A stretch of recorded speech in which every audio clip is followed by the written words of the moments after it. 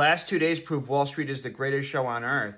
We had margin calls and 4 times leverage from Leopold Aschenbrenner's situational awareness hedge fund, betting 4 times levered on the AI trade.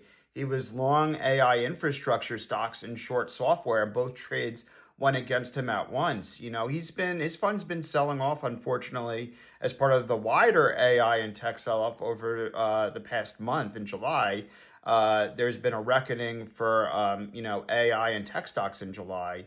However, there was a culmination on Wednesday when Citadel was saying that it's likely and a possibility that the Fed might hike interest rates as a new era of the Fed to end forward guidance and to really show that they're serious on inflation as part of Kevin Warsh's beginning of his new regime to establish credibility. That spooked the market, and that was like the last straw on the camel's back to really bring down the market.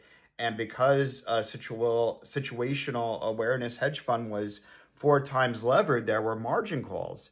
And this leads me to a thought. Conviction is a long horizon, but margin calls is a deadline, and unfortunately, the deadline wins.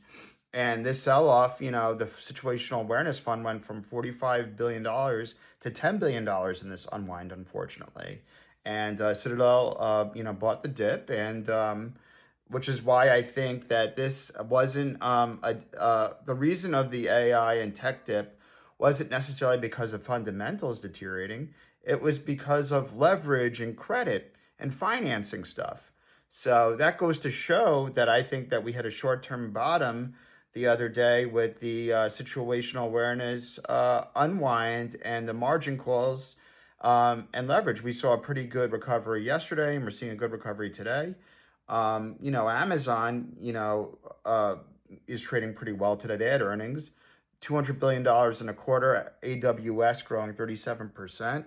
They're doing well. Apple, beat earnings, but the cost for their memory chips is going up, and Apple's selling off because of that. But make no mistake, what I'm seeing right now is that the AI bubble isn't popping. It just got liquidated from too much leverage, too much greed. It went up too fast, too soon.